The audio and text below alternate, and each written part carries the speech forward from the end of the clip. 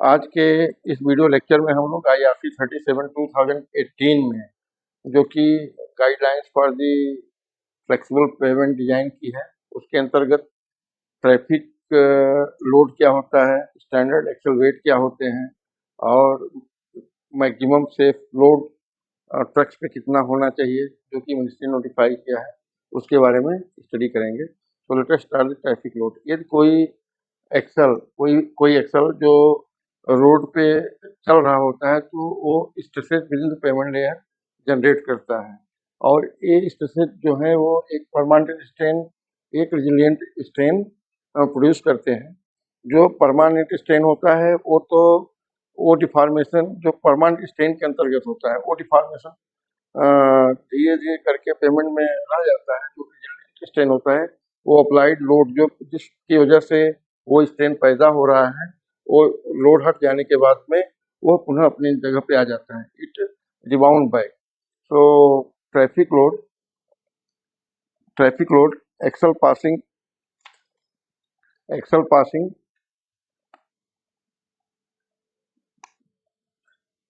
Axle passing over the payment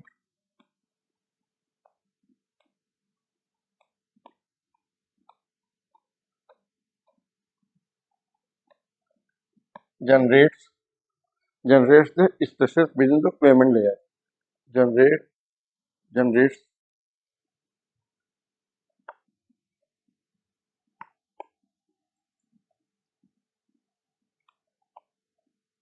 within the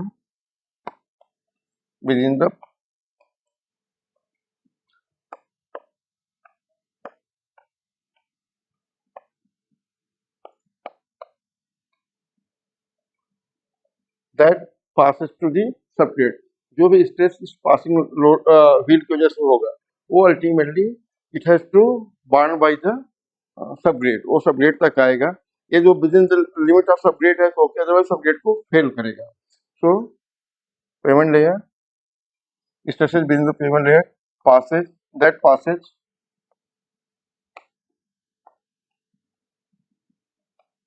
to the subgrade.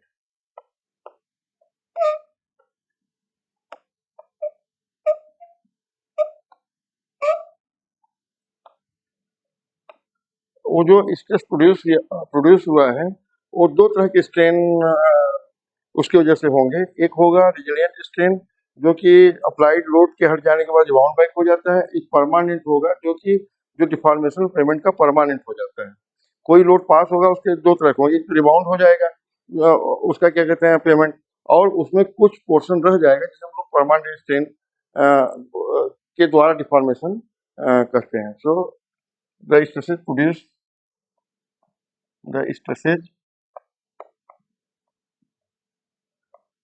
produces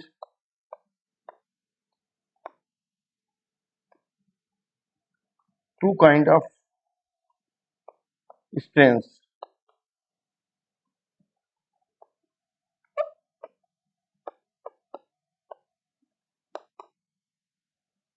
One resilient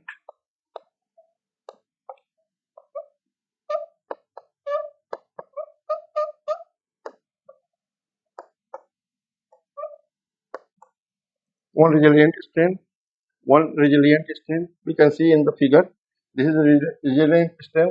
Once the applied load removed, it will come back to its original position, और जो permanent strain होगा, that will remain with the deformation will remain with the payment. Second,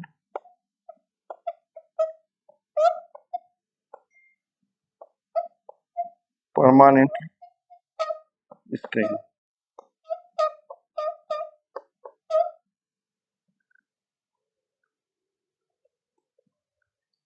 Resilient strain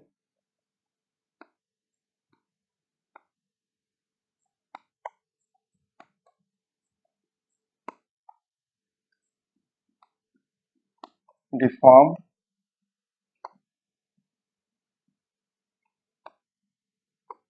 the payment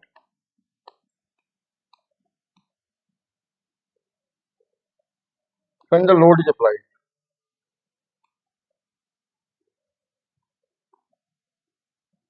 When the load is when the load is applied.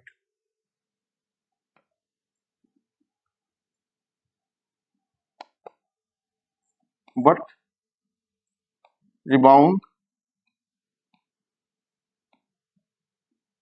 when the load is removed. When the load is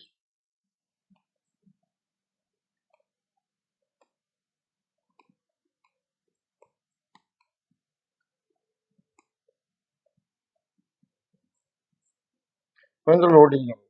ये जब किसी load axle पास हो रहा होगा तो उसमें जो deformation होगा इट रिबाउंड बैक, उसको हम लोग रिजल्टेंट स्ट्रेन बोलते हैं।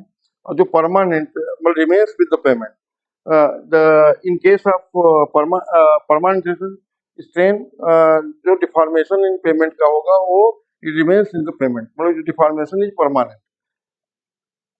Strain deformation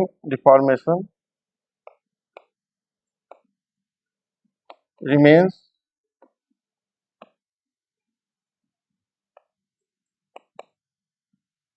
in the payment.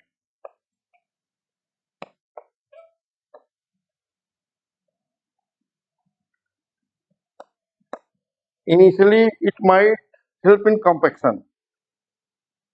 Initially,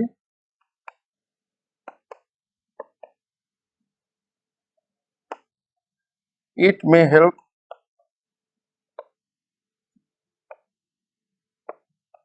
in compaction.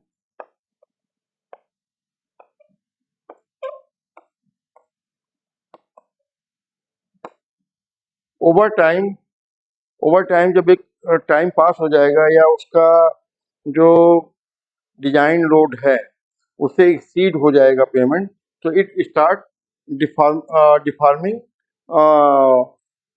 Permanently, start deforming permanent, मतलब उसका जो डिप्रेशन होगा वो डिफॉर्म ज़्यादा होना चालू हो जाएगा, जिसे हम लोग रट कहते हैं।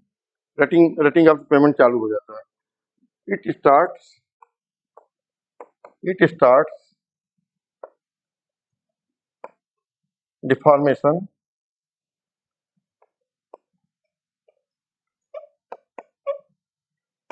excessively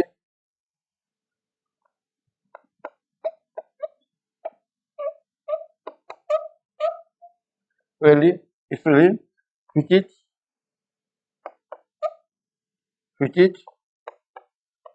rut, एंड ये समय के साथ में ये तेजी से बढ़ने लगता है और एक समय ऐसा आता है जबकि पेमेंट उसको सपोर्ट नहीं करता है और रेटिंग बहुत तेजी से with each passing of the truck क्या कहते हैं बढ़ता चला जाता है और पेमेंट उसको सपोर्ट नहीं कर पाता है। That is the time we need to rehabilitate structure. फिर हमको उसके जो डिजाइन ट्रैफिक है उसको ले करके उसके फिर लेयर्स को रीऑर्गेनाइज करना पड़े। हो सकता है लेयर थिकनेस बढ़ी हुई ट्रैफिक से वहाँ पे जो बाइंडर कोर्स का लेयर होगा, बेयरिंग कोर्स का लेयर होगा, बेस कोर्स का लेयर होगा, सब बेस कोर्स का लेयर होगा और जो सीवीआर वैल्यू ऑफ सबग्रेड है वो सबको भी चेंज करना पड़े, क्योंकि हो सकता है कि बाय द जो भी टाइम है उसमें ट्रैफिक का लोड ज़्यादा बढ़ गया हो, more than the design traffic को कैरी कर रहा हो। तो जैसे परमानेंट डिफॉर्मेशन चालू होता है, रट फॉर्म होना चालू हो जाता है, तो we need to investigate and find out the real cause. ये जो काज क्या कहते हैं ओनली लोडिंग है, जिसकी वजह से डिफॉर्मेशन रहा तो सेटलमेंट बहुत तेजी से होगा, रट तेजी से फॉर्म होगा। इन दैट केस जो पेमेंट है उसको rehabilitation is very necessary, again it should be redesign, otherwise cost बढ़ती चली जाएगी। Overlaying only will not help. Standard axle load का जो एक स्टैंडर्ड एक्सेल लोड होता है जो डैमेजिंग इफेक्ट, जैसे कि हम देखते हैं कि रोड पे कई multi axle, single axle, 2 axle, 3 axle, combination of axle, बहुत सारी गाड़ियां अप्लाई कर रही होती हैं, तो सभी का डैमेजिंग इफेक्ट इंडिविजुअली कैलकुलेट करना मुश्किल होगा। इसके लिए अमेरिका में आस्ट्रो जो ऑर्गेनाइजेशन है, जो उनका जो स्टेट रोड से, जैसे हमारे पास IRC है उस तरह का उनके पास आस्ट्रो है, उसको उसने क्या कहते हैं 60s में एक बहुत सारे एक्सपेरिमेंट किया, बहुत सारे थियरीज को डेवलप किया। उसमें उन्होंने एक कॉन्सेप्ट दिया कि यदि स्टैंडर्ड एक्सेल में हम सभी एक्सेल्स को कन्वर्ट कर दें एक एक स्टैंडर्ड एक्सेल रोड को मान करके, तो कैलकुलेशन और डिजाइन बहुत ही इजी हो जाएगा। इसे फोर्स पावर का लाभ ही कहते हैं। तो स्टैंडर्ड रोड जो होता है वो एक सिंगल एक्सल में डुअल टायर होता है। सिंगल एक्सल में डुअल टायर होता है। ये टायर जो है 300 mm स्पेस पे होता है। इनके सेंटर सेंटर 300 mm की स्पेसिंग होती है, और इसका जो कॉन्ट्रैक्ट प्रेशर होगा 550 kPa होगा, और जो ये एक्सेल होगा it would be loaded with 80 kilo newton. तो इसी इसी को लेकर के equivalent number of equivalent single axle को निकाल लिया जाता है, और उसको फिर डिजाइन में यूज किया जाता है। तो जैसे बीडीएफ वगैरह निकालने में व्हीकल व्हीकल डैमेज फैक्टर जो होता है, तो उसको हम लोग आगे स्टडी करेंगे। तो standard axle load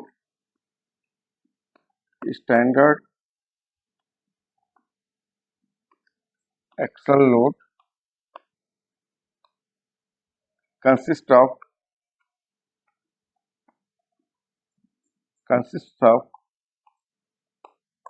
single axle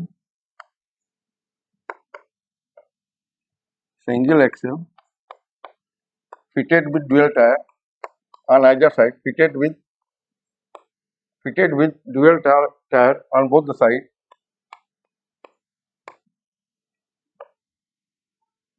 dual tire on both the side,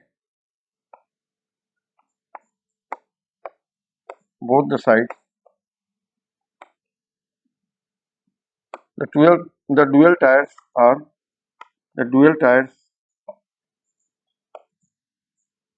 are 300 mm apart. The contact pressure of the contact pressure of the tires is the contact pressure of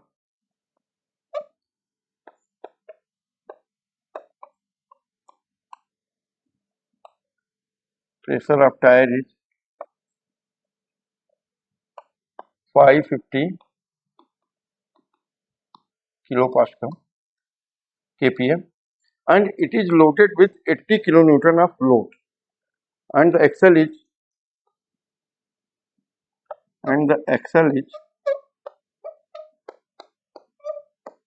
loaded with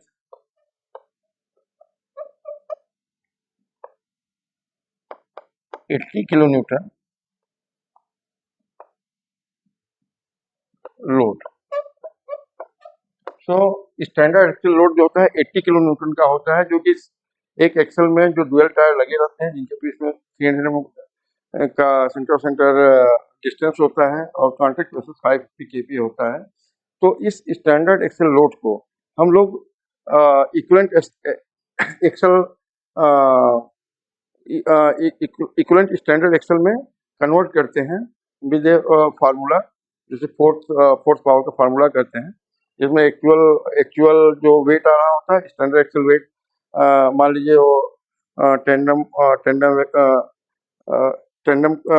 axle की vehicle है, try axle की vehicle है, उसके हिसाब से हम आगे अगली वीडियो में इसके बारे में लोग स्टडी करेंगे। बट यहाँ जानना जरूरी है कि स्टैंडर्ड एक्सल लोड होता कितना है। दैट इज 80 किलो न्यूटन का जो लोड होगा, that is standard. This is tractor portion, this is tractor portion, और उसके पीछे ट्रेलर लगा हुआ है, तो इसका ग्रास कॉम्बिनेशन वेट कितना होगा उसको, जैसा कि मैक्सिमम सेफ लोड व्हीकल्स का पिछले यहाँ पे हम लोगों ने पढ़ा कि 3 ton, 7.5 ton, dual axle single axle with dual tyre है तो 11.5 टन। तो इस कॉम्बिनेशन में इसको, this is the front axle, it will be 7.5 ton, and this is dual axle with single axle में डुअल टायर, तो इसका होगा 11.5 टन, एंड 3 मीटर के अंदर है ट्राई एक्सल, 3 मीटर के अंदर है ट्राई एक्सल, तो इसका होगा 1, 2, 3 और 1, 2, 3, तो इसका होगा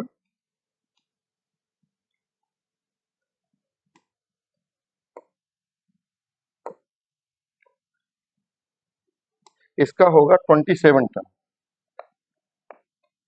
इसका होगा 20 ट्राई एक्सेल है, मतलब कि दो टायर दो टायर दो टायर दो टायर दो टायर दो टायर और दूसरे साइड में भी दो टायर दो टायर दो टायर लगे होंगे, तो इसे ट्राई एक्सेल कॉम्बिनेशन में विद डुअल डुअल टायर होते हैं। इसका 27 टन दिया गया है, ट्राई एक्सेल है। तो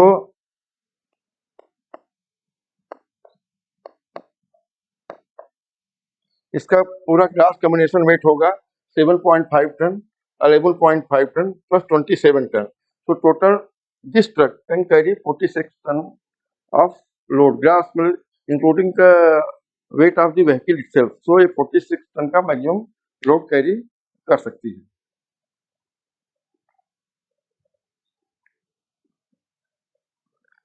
So with this video we covered what is traffic load, what is resilient strain, what is permanent strain, and what is standard axle load. So with this in next video we will be taking a equivalent standard axle, why it is required and how it is being calculated. Thank you.